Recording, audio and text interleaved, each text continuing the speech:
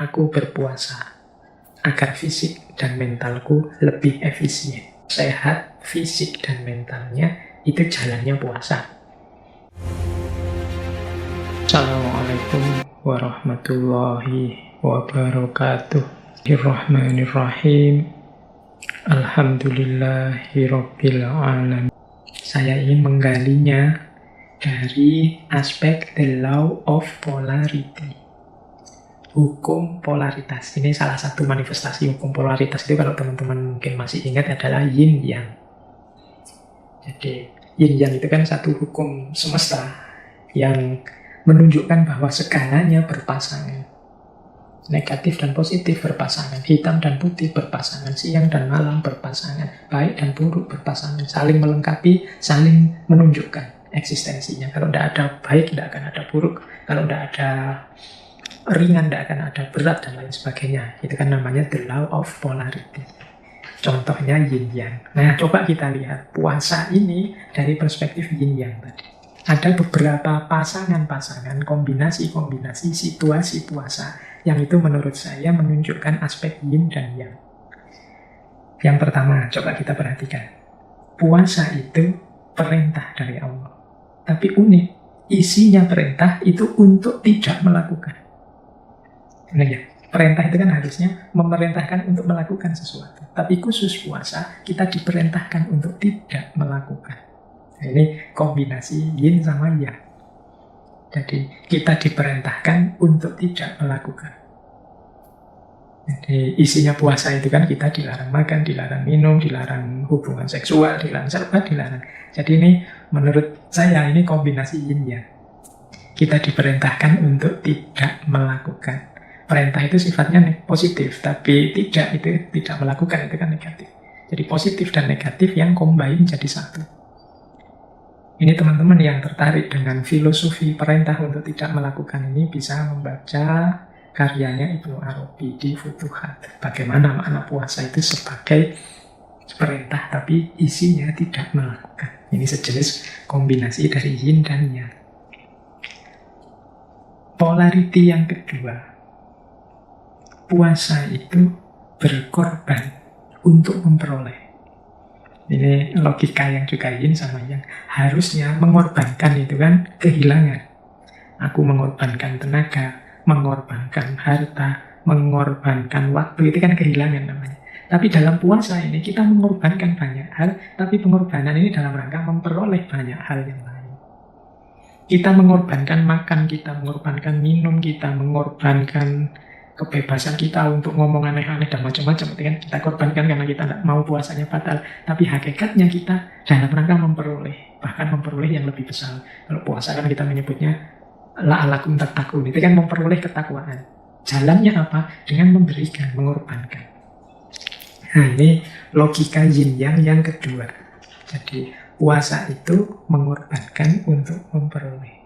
Ini kalau tadi kita bahas bagaimana puasa itu semacam pelatihan riyadhah, semacam sekolahan untuk kelanjutan kita di luar puasa, berarti mari kita pahami rumus-rumus ini. Misalnya rumus mengorbankan untuk memperoleh ini.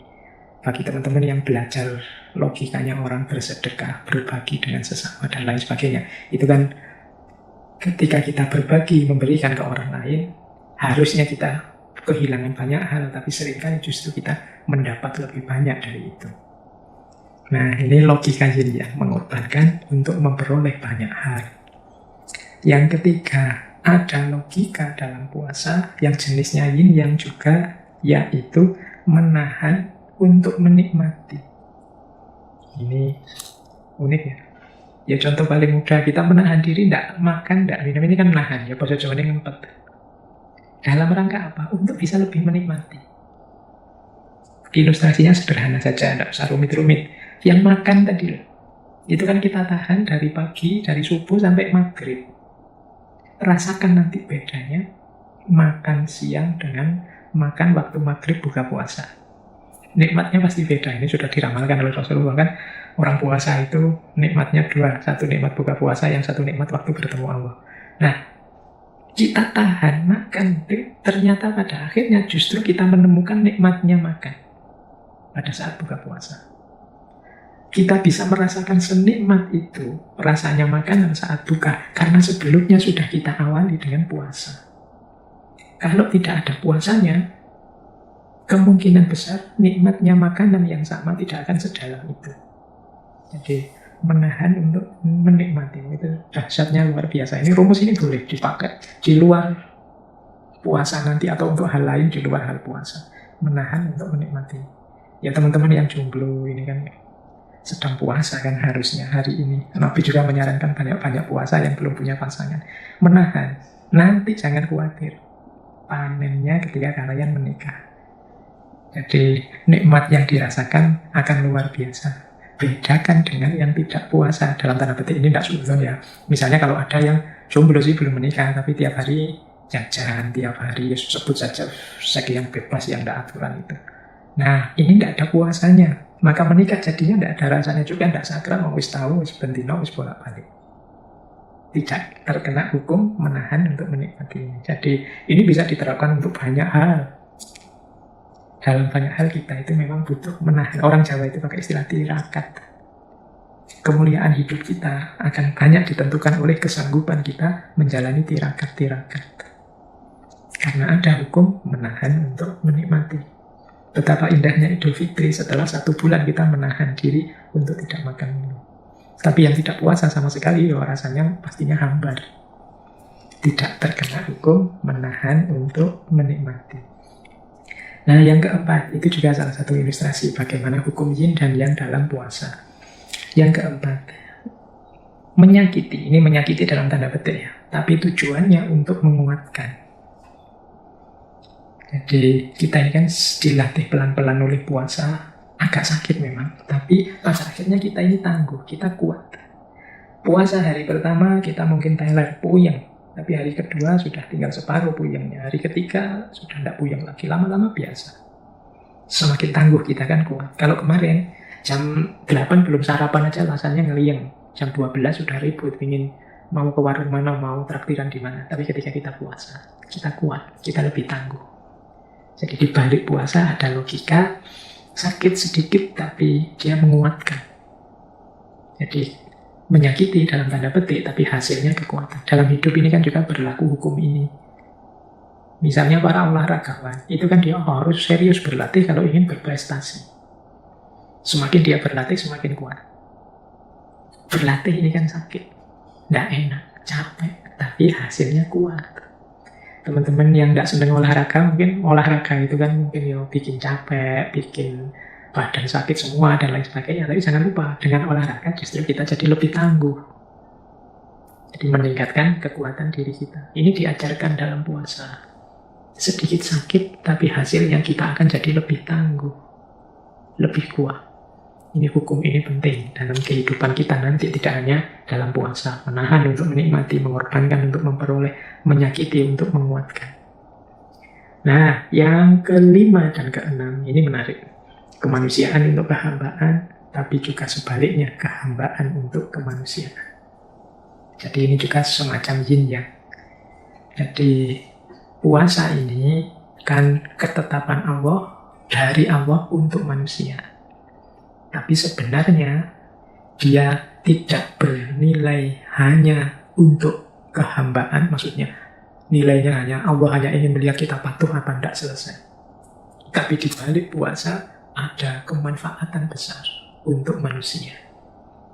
Jadi ketika kita puasa itu adalah bentuk kehambaan kita. Karena kita patuh pada Allah, tapi jangan lupa begitu kita puasa ada sangat banyak manfaat kemanusiaan. Jadi, ya manfaat kemanusiaan tadi saya jelaskan di depan tadi, individual, sosial, bahkan politik, itu kan manfaat kemanusiaan. Padahal awalnya ya dasarnya kehambaan kita. Itu berarti kehambaan yang sekaligus kemanusiaan. Nah, puasa ini kita jalani ya di level manusia, sebagai manusia, dengan cara-cara yang manusiawi. Meskipun begitu, dia hakikatnya adalah penghambaan kita kepada Allah. Jadi kemanusiaan untuk kehambaan, kehambaan untuk kemanusiaan. Hal-hal yang baik, yang manusiawi, yang kita jalankan, itu hakikatnya adalah kehambaan kita, kepatuhan kita terhadap perintahnya Allah. termasuk puasa. Inilah kemanusiaan untuk kehambaan. Perintahnya Allah apapun yang kita jalankan, pasti ada hikmah, ada manfaatnya untuk kita sebagai manusia, dalam bentuk apapun. Itulah kehambaan untuk kemanusiaan. Jadi, tidak pernah ada sia-sia atau mubazirnya perintah Allah pada kita itu. Demikian juga, tidak pernah ada sia-sia mubazirnya segala perbuatan baik, perbuatan benar yang kita lakukan. Jadi, dua-duanya dan semuanya bernilai kemanusiaan sekaligus kehambaan. Di dalam rangka kita mengabdi pada Allah, kita akan mendapatkan keuntungan dalam hidup kita menjalani yang kita jalani sebagai manusia. Ketika kita jadi manusia, melakukan tugas sebagai khalifah, melakukan aneka kebaikan, jangan khawatir, itu juga sebenarnya sifatnya ketuhanan, menunjukkan bakti kita, penghambaan kita kepada Allah. Ini satu paket. Makanya tadi saya sebut ini yin dan yang. Nah, inilah salah satu bentuk pendalaman filosofis kita terhadap puasa. Di baliknya ternyata tersembunyi aneka nilai-nilai, termasuk the law of polarity, yang hari ini kan antara lain kita kenal sebagai hukum yin dan yang. Ada pasangan-pasangan. Ini semoga tetap nanti hidup dalam setelah selesai puasa, tidak hanya saat puasa saja prinsip-prinsip ini. Yaitu misalnya mengorbankan untuk memperoleh, menahan untuk menikmati, menyakiti, tapi pada saatnya untuk menguatkan. Ini dalam banyak konteks kita perlukan cara berpikir seperti ini. Oke, baik. Kita cari cara yang berbeda untuk mendalami puasa kita. Kita coba jelajahi ya gagasan-gagasannya para filosof sepanjang sejarah. Aku berpuasa agar fisik dan mentalku lebih efisien.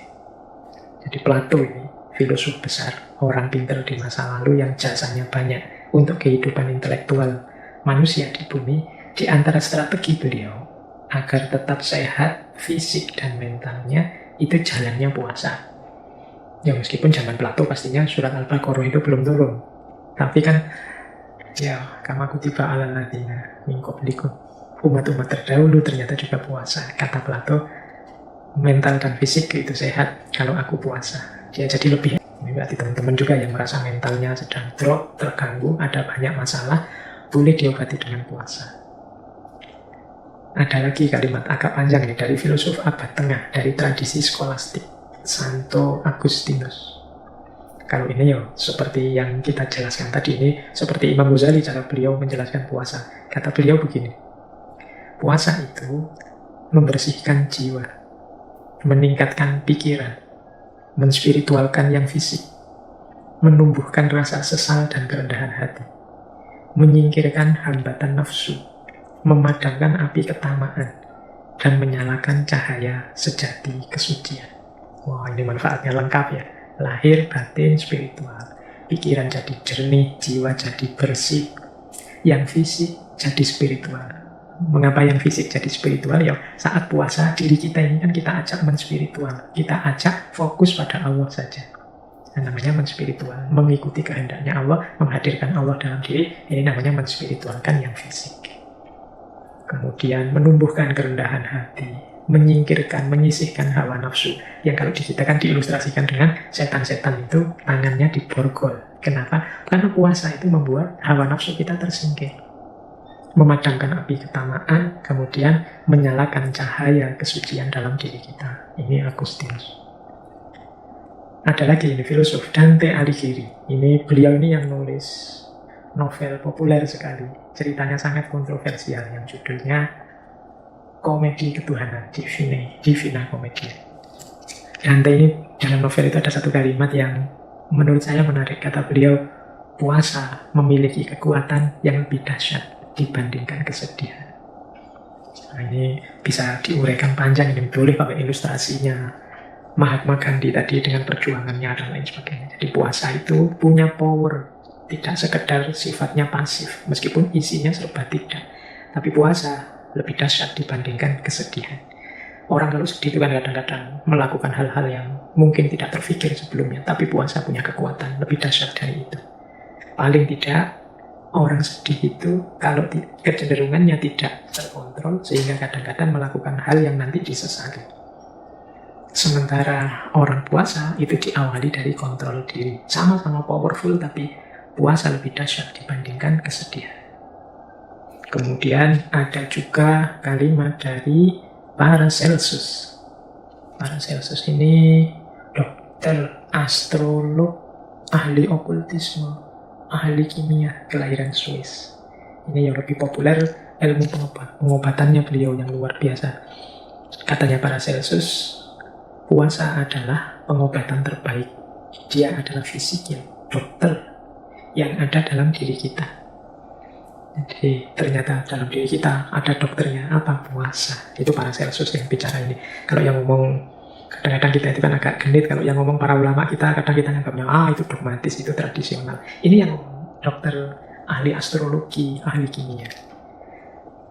Kemudian jangan lupa Benjamin Franklin, yang sering disebut sebagai bapak pendirinya Amerika Serikat yang kita kenal sekarang. Katanya Franklin, obat terbaik itu ada 2, yaitu istirahat dan puasa. Ini Benjamin Franklin yang bicara. Nah, yang nggak perlu saya jelaskan, teman-teman sudah ngerti mengapa kok istirahat dan puasa itu jadi obat terbaik. Ini lebih menarik. Fyodor Dostoyevsky. Ini filosof eksistensialis, sejajar dengan Sartre dan kawan-kawan, asal Rusia. Kapan-kapan kita bahas beliau. Nah, kata beliau, menarik. Beliau bilang begini, ketaatan, puasa, dan doa itu sering ditertawakan. Padahal hanya melalui hal tersebut terdapat jalan untuk kebebasan sejati. Aku memotong keinginan tak terkendali dan tidak penting.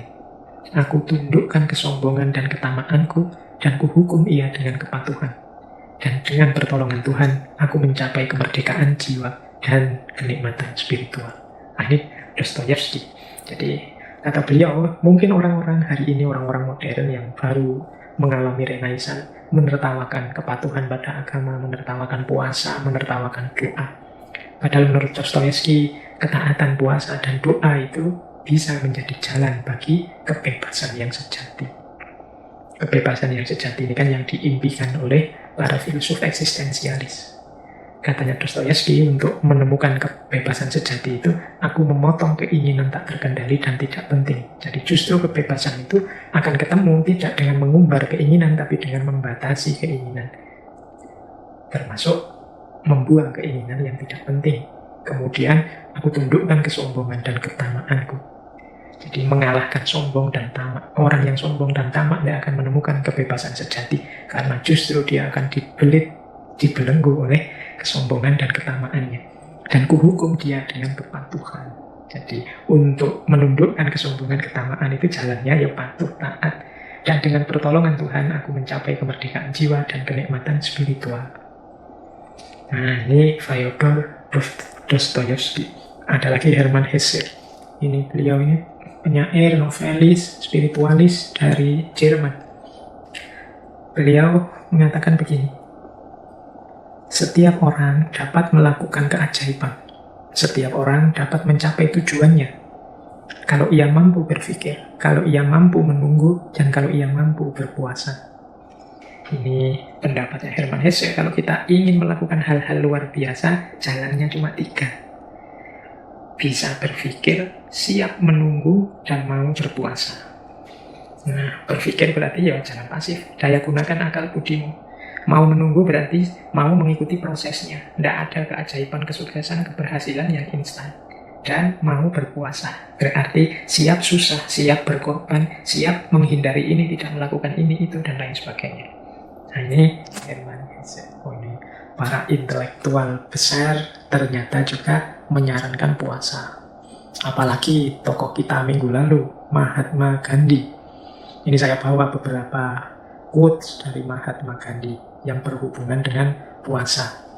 Misalnya ini, agamaku mengajarkan kepadaku bahwa kapanpun muncul tekanan yang tak dapat disingkirkan sendiri, seseorang harus berpuasa dan berdoa.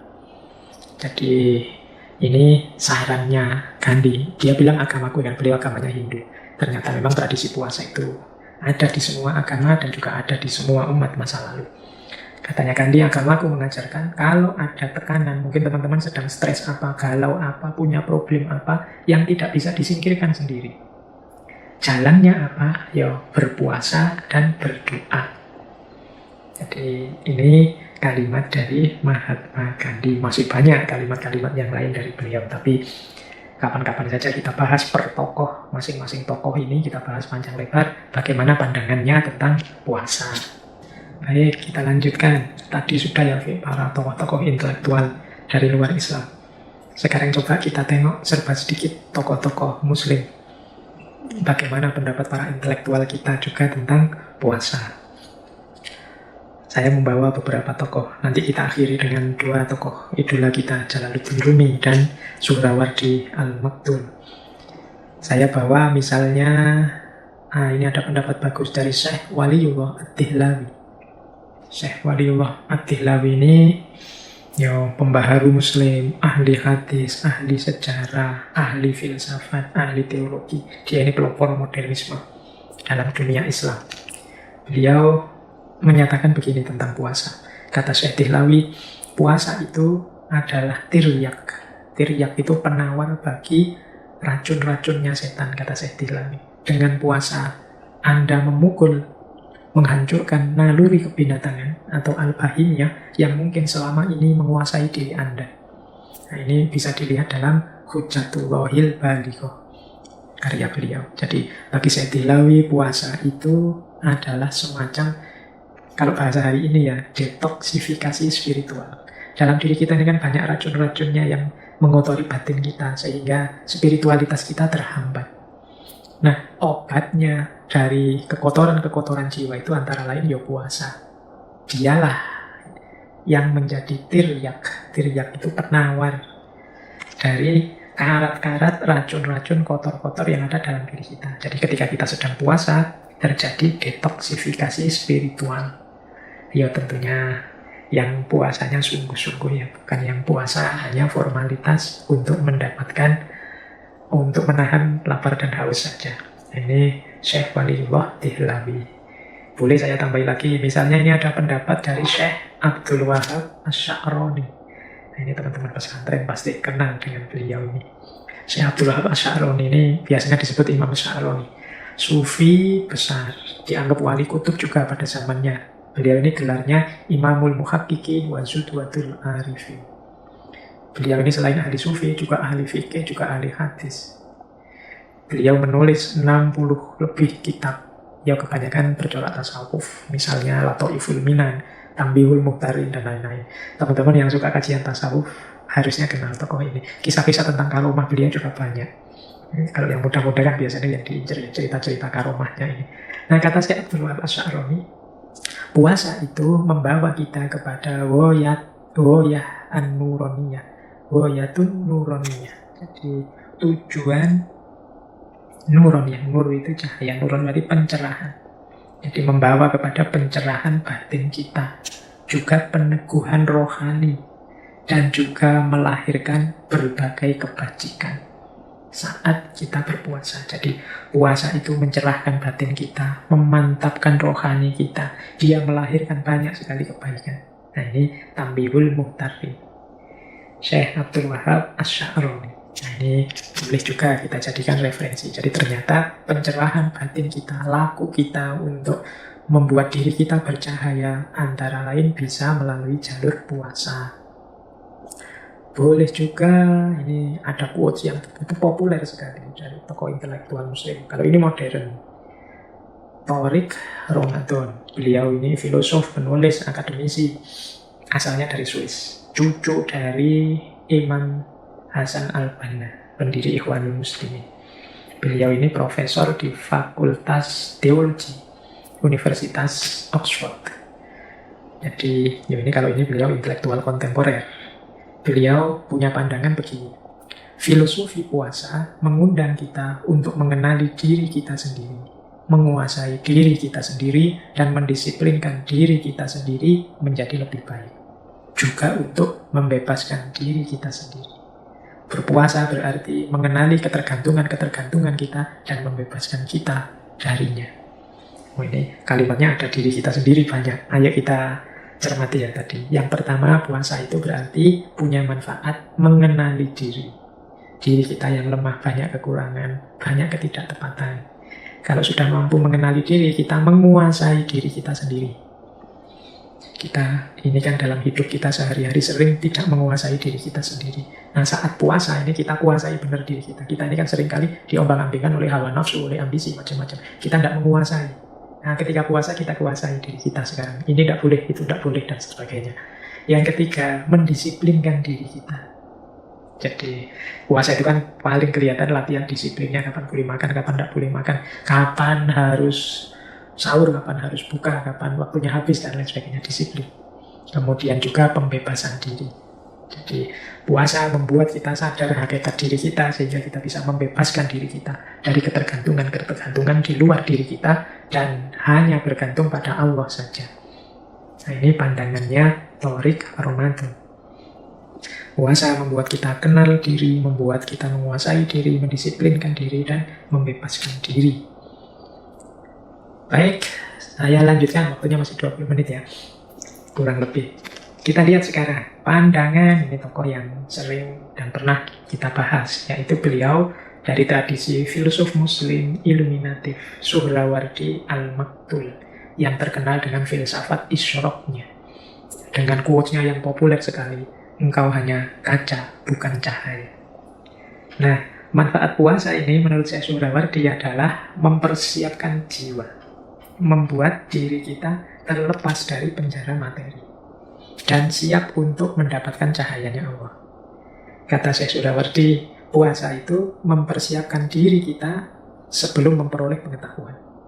Makanya Syekh Suhrawardi, ini ada kisah begini, menyarankan orang yang ingin membaca kitab filsafatnya yang judulnya Hikmatul Isyraq itu, oleh Syekh Suhrawardi disarankan puasa dulu 40 hari. Mengapa harus puasa 40 hari? Katanya Syekh Suhrawardi, kalau tidak puasa, orang yang membaca kitab itu tidak akan dapat manfaat apa-apa. Paling hanya menemukan kumpulan huruf-huruf mati. Mungkin hanya ngerti maksudnya, tapi tidak akan berpengaruh terhadap hidupnya. Jadi puasalah dulu, kata Syekh Suhrawardi, 40 hari. Kalau sudah puasa, maka selama 40 hari ini menunjukkan orang ini sudah terbebas dari penjara materi. Kalau dia sudah bebas dari penjara materi, maka jiwanya sudah jernih dan siap untuk memantulkan cahayanya Tuhan atau pengetahuan. Jadi mungkin kemarin ada yang tanya ketika ada quotes, engkau kaca bukan cahaya, dan kemudian bagaimana Pak cara membersihkan batin yang seperti kaca itu? Antara lain, kalau tipsnya Syekh Suhrawardi ya dengan puasa. Puasa akan membuat kita lepas dari penjara materi dan kita masuk kelompok namanya Ikhwanut Tajrid.